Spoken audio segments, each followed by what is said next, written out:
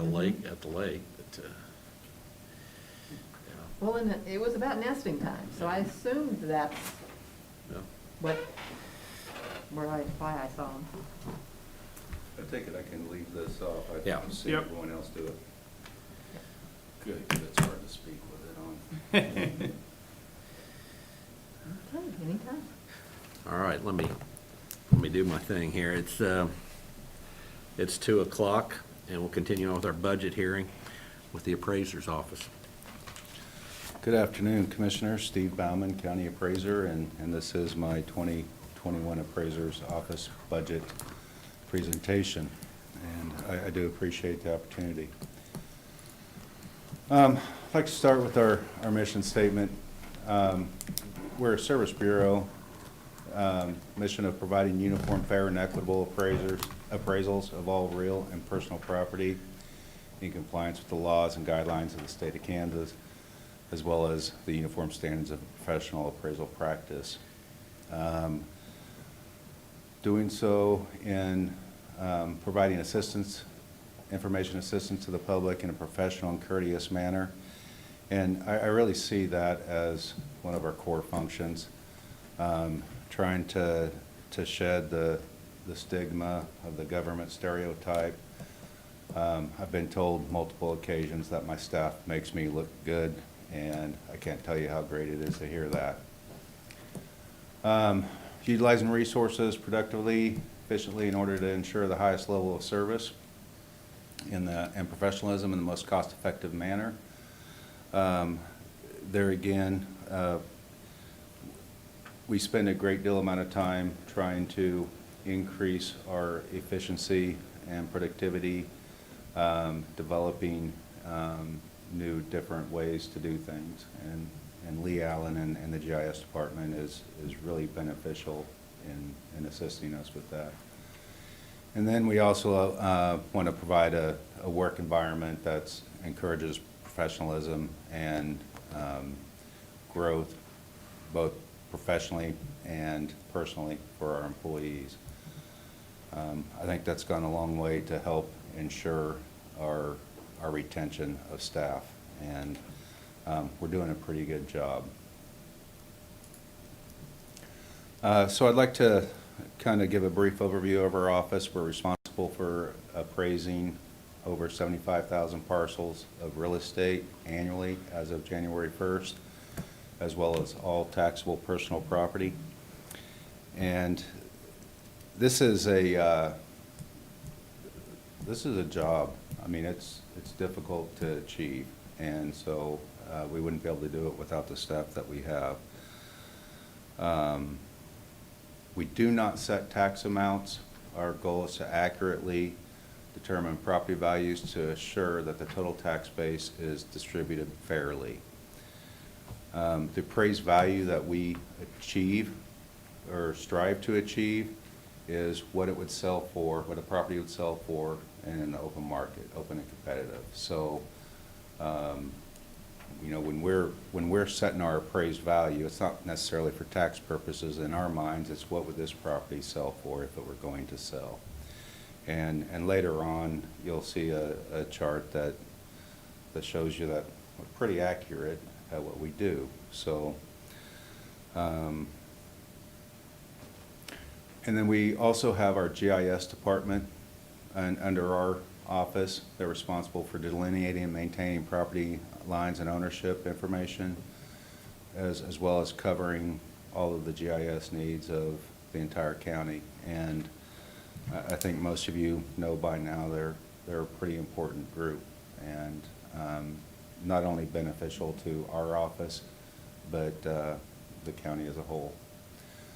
And we operate with transparency. We have all of our information out on the website, snco.us/AP. That also works as a quality control mechanism. If people pull up their information on the website, see something's incorrect, they let us know about it. A lot of times people will let us know that their neighbor's information is incorrect as well. So I think it's a good thing to have out there.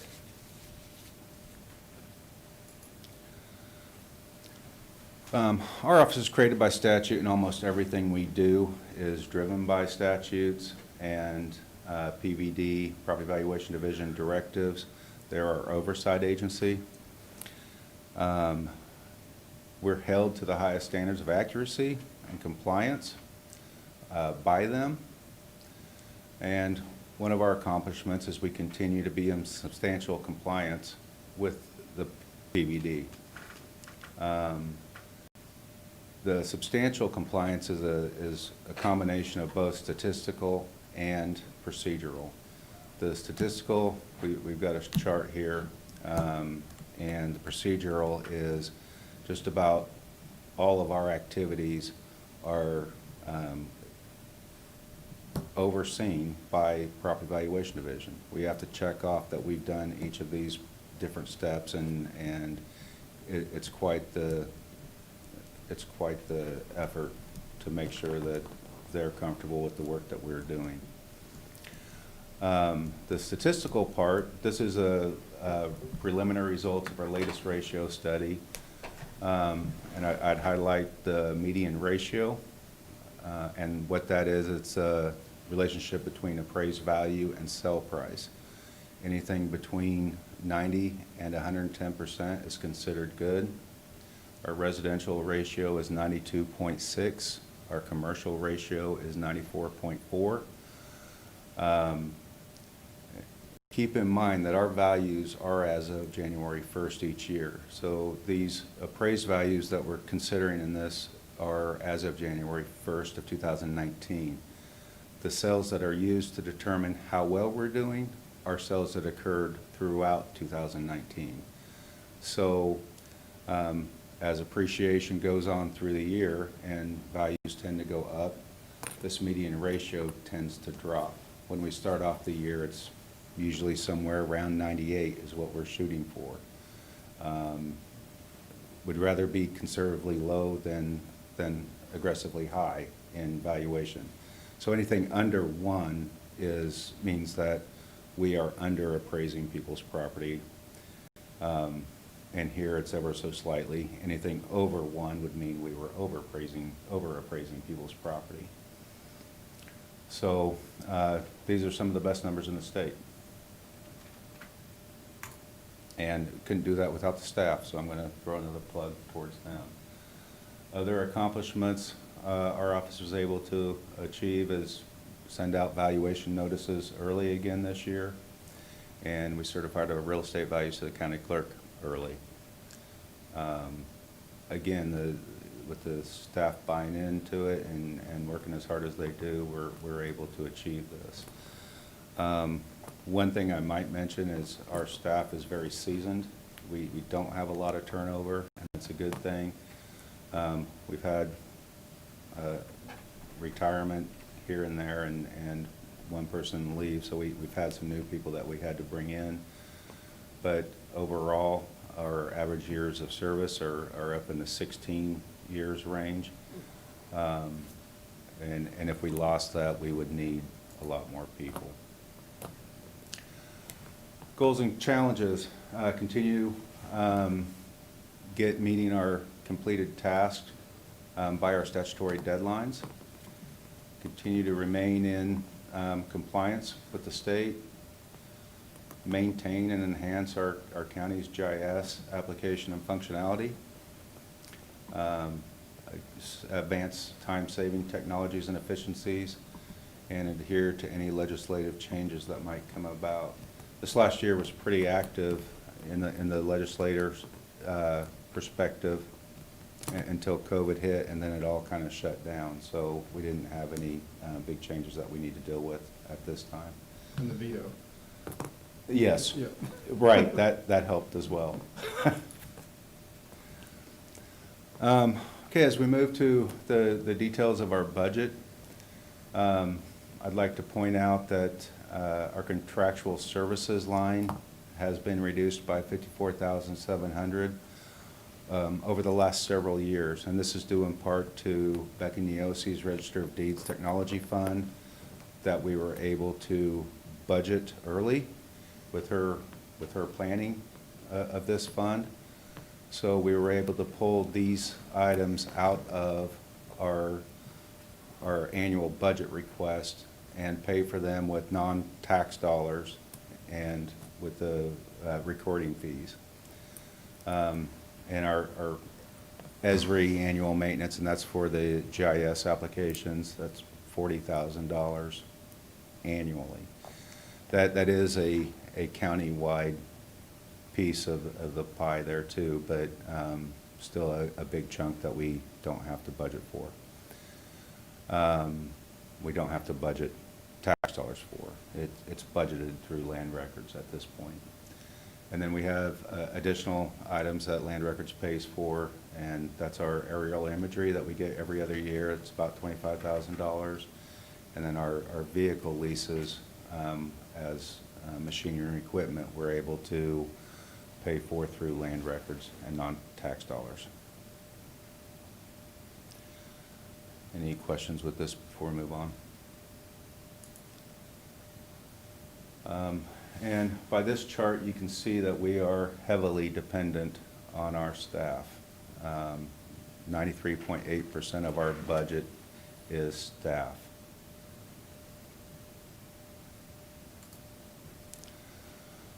So MSA 1, personal services. This is not much of an increase. We've included the increase for this year, but not the second half of next year's budget as requested. So this only incorporates the increase for what we've just experienced.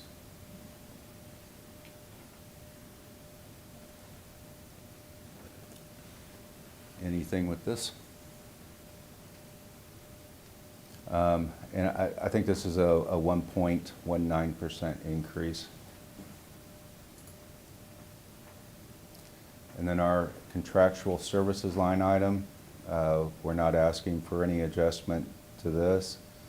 The big ticket item here is the fees for services, and that includes things like our capitalization rate study, and then any appraisals that we need to get due to the legislative changes a few years ago or higher level appeals that would require outside assistance. Commissioner? Yes. Can I ask a question?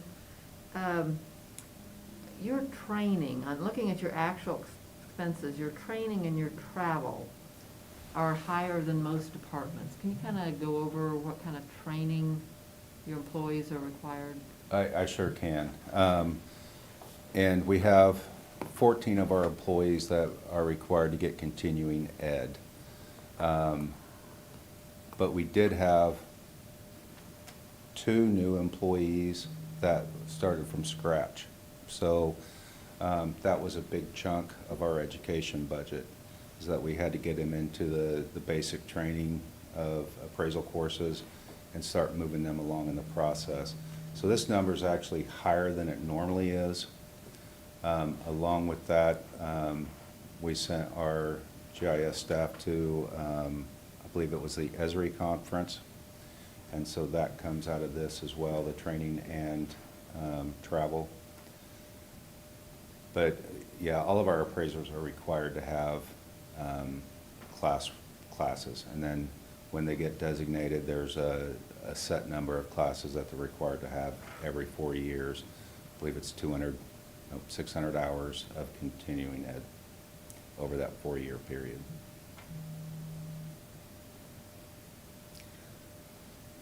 Thank you.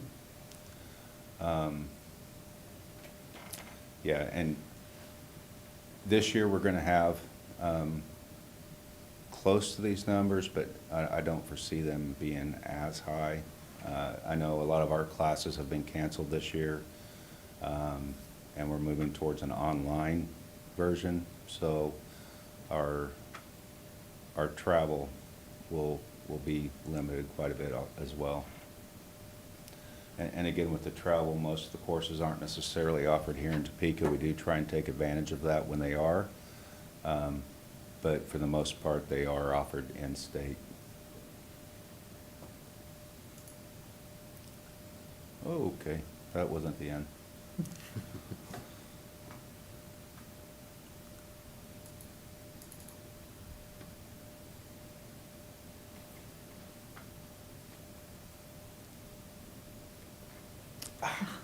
You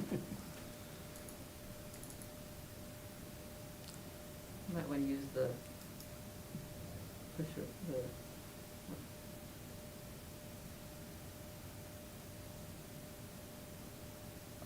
Okay.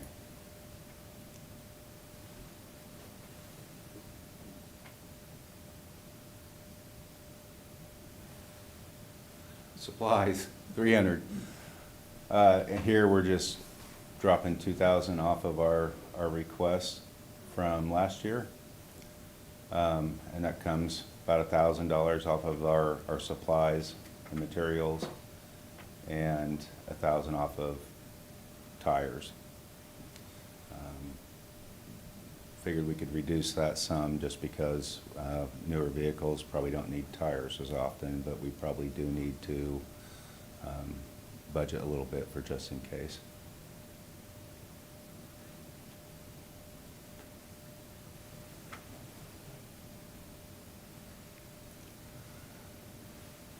And this is all of them together. Total requests amount to about a 1% increase as a result of personnel services.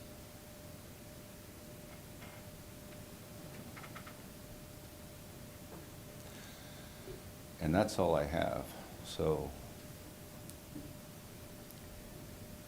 Any questions? I don't have any questions about the budget. During the planner's budget hearing, how often do you guys go out and physically lay eyes on a piece of property? We have to inspect every property at least once every 6 years. With that being said, we also have to step foot on every sale that takes place, or every valid sale that takes place, and every permit that's taken out. So we're out usually more than once every 6 years on a large percentage of the properties, but really it's close to about once every 6 years. Okay. So every 6 years, you would actually go out and physically inspect that person's property? That's correct. Okay. That's what I thought, and the planner didn't think that that was the case, and that perhaps there might be some disconnect there, so. No, he did catch me out in the hallway, and I think maybe there was some confusion between that and how often we do a push pin. Okay. And I don't know, maybe for the public, the push pin experience was a one-time thing to see how we fared, see where we were at. Mhm. And it proved very useful, not just to find these things to help redistribute the tax load the way it should be, but it gave us an opportunity to identify our shortcomings and where they fell, and develop new applications with GIS's help to make us more accurate in those situations. So it was a good thing. It was a one-time deal. We're still working through the process. Our initial first-year run-through it was to get as much of the big stuff, the additions and large outbuildings and garages and commercial buildings, get those picked up. And then this next year, we were focusing on the smaller things, the decks and sheds and patios and things like that. So I don't necessarily see us doing another push pin type event for several more years, and of course that would come with your approval anyway. Okay. That was a question that had come up. Thank you. When you appraise a house, you go, of course, you're looking for additions and things. What other things are you looking at? Just the overall condition of the house, the neighborhood, Yes, all of that. You hear Landscaping. location, that's Location. huge. Square foot plays a big role, bedrooms, bathrooms, quality of construction. But you don't go in the homes generally? We generally do not go in the homes unless there is an appeal that they want us to come see the inside of the house. And most generally, those are related to condition issues. We, especially during COVID, we've been working everything through phone and doing a lot of picture transfers and things like that to try and identify any condition issues that are there. But really the things that make you think, I really like that house, I'm gonna pay this much for it, those are the things we try and consider when we're appraising the property.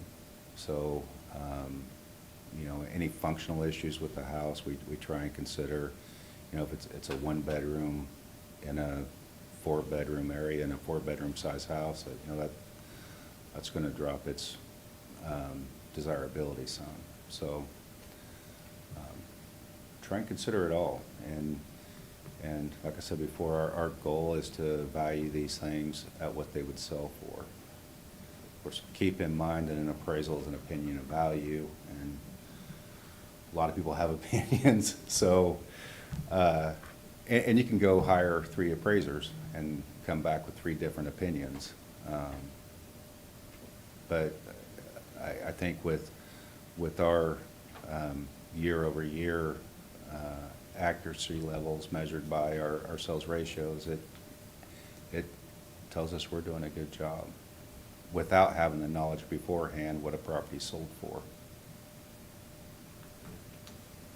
What about people who appeal their values every year? I mean, I know don't you have people that do that every single year, regardless of what happens? And so, We do have some of those. I mean, how much of a strain does that put on you guys' budget in terms of time management?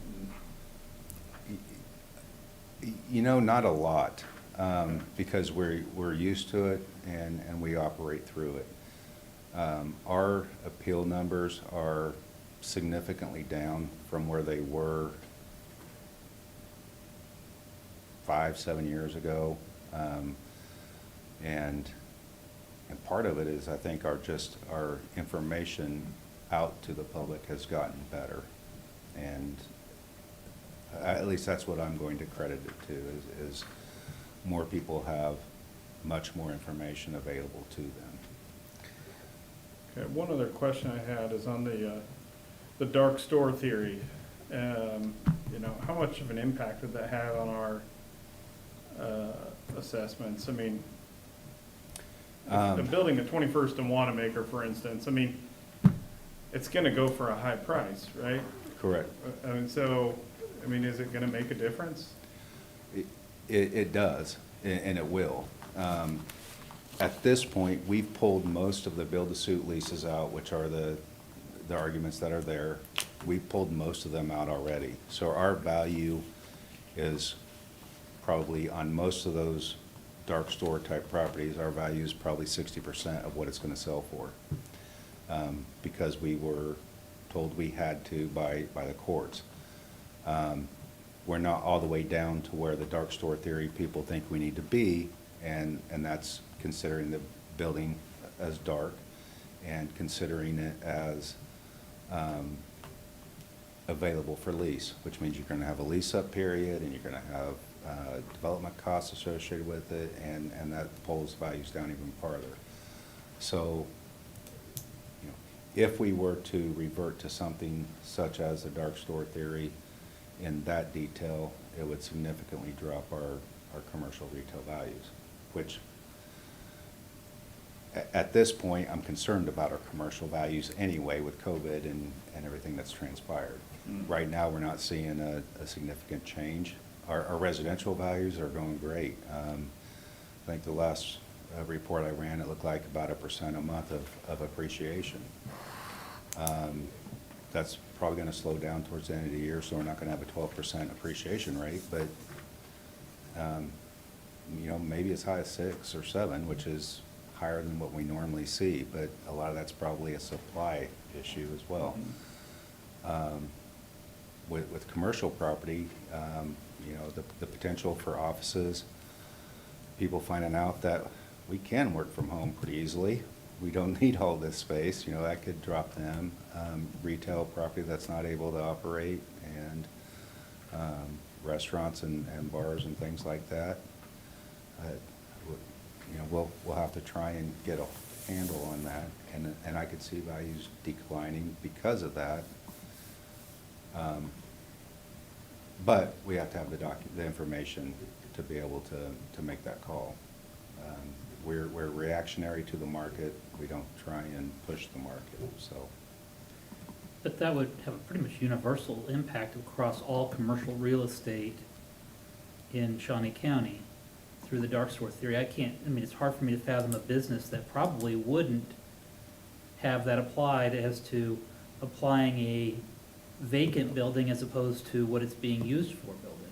Correct, yeah. No, if it goes full-on dark store approach, then it would affect every commercial property we have. Residential apartment complexes, you know, if we have to consider them as vacant and needing to fill up, yeah, there would be some value shift there. And it would shift from commercial property owners to the residential homeowners. And I also recognize that there's a level of independence between your office and our office in that, you know, the county may have 70+% of its revenue come from property tax, but that doesn't factor into your valuation. Not at Because you all. have to act independently of what impact it may have on the county. Right. Steve, And about what percentage is residential value and commercial value? Do you know about what percentage? I'm sorry, I didn't mean to put you on the spot. No, I that's, hadn't thought of it until we were having this conversation. that's a good question, and I looked at it not too long ago. I'm not gonna give you a number right now, Okay. but I can email you all that number. Okay, because that would really tell us how much of an impact it would have on our property Yeah. taxes. The residential property value is higher. If we break that down to assessed value, it's gonna limit that difference because commercial property is assessed at 25% and residential is 11.5. So taxes on a same value, residential and commercial, half on residential taxes, so. But I don't do taxes either. When are they gonna reshoot the aerial photos? When will the new set be out? They were flown this spring already, so we should be, Okay. I don't think it should take that long for us to get them when they fly them. Yeah. But Lee keeps telling me there's a process that they go through and it takes a long time. Okay. So I'm hoping August, and we'll probably get them in September or October. On the website, you know, I know that the residential property search is probably like the most popular page on our Shawnee County website. But I also know that a lot of other counties don't make that information nearly as readily available. I mean, at what cost does that come to us? I mean, is it extraordinarily burdensome to have that amount of information available to the public as easily accessible as it is? I'm going to say no, and in fact, it's allowed us to eliminate staff. 15 years ago, we probably had 50 people in our office, and a significant number of that was clerical. And we're down to barely being able to keep someone at the front door if someone decides to come in the office. So it's been great for us, eliminated a lot of phone calls when this information is available. Our IT department spent their time and effort developing this. Even our old website was developed by our IT staff, so it's all been done in-house. I'll let Pat answer at what great cost it was. Okay. For us, it was just assistance with trying to develop it and get the right information to the public that we get the most phone calls about. But I think now, though, it pretty much updates itself and the information flows right to it automatically. Correct. So it's not something that anyone has to input. Right now, when we make a change to our data, today, it'll show up on our website tomorrow. And that process is pretty much seamless. It runs in the background every night.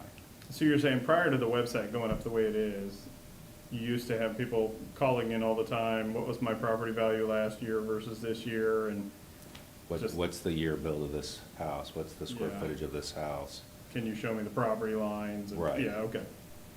Yeah, and we still do get a few phone calls on a not-so-regular basis. One of our first things we let people know very politely is this information is available on our website if you didn't know, and we still provide them the information, Great. so. Hardly a day goes by, I don't get on there and look at an aerial photo of something. It's just all Yeah, the time. the Yeah. uses for it are Or the roads. numerous. Who The reasons maintains why what people road. access it. It's not just for us, but, and I know Lee's done some great things with, you know, the Who's My Commissioner maps and Mhm. location maps and things like that, voting maps, and so it's a pretty strong website Yeah. all over. For which I can take no credit at all. It's- You can take credit IT for bringing Lee back. Well, yeah, like I said before, that was a great hire. A rehire, Rehire. yeah. All right, is that it? Yep. All right,